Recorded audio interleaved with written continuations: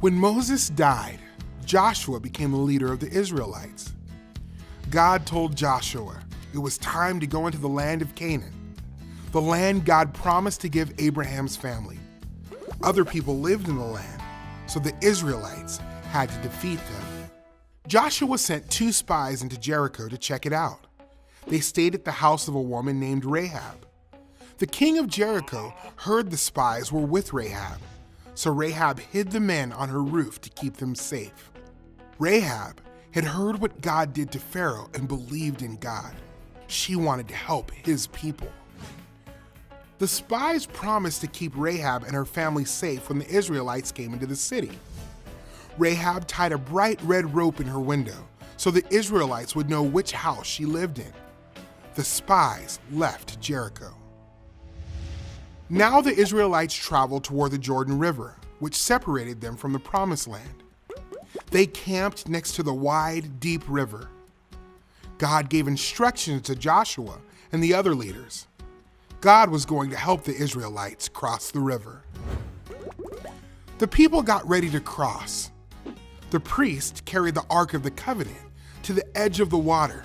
Joshua said, "God is with us. He will defeat our enemies." Then the priest stepped into the water and the river stopped. All the people crossed the Jordan on dry ground.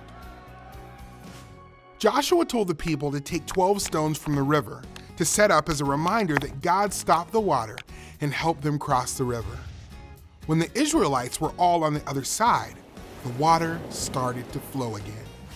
Next, God told Joshua, "March around the city 1 time each day for 6 days. On the 7th day, march around the city 7 times, and the priest should blow the trumpets.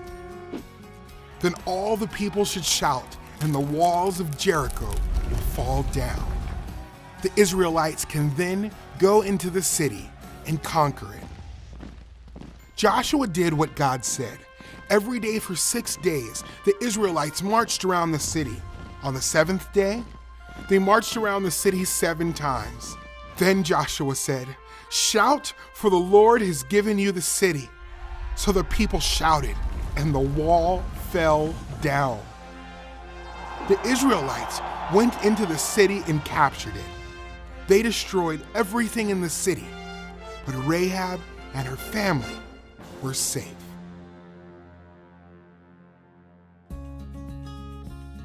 God fought for his people and led them into the Promised Land. Just as the Lord defeated Jericho for the Israelites, Jesus defeats his enemies and leads believers into the Promised Land of eternity.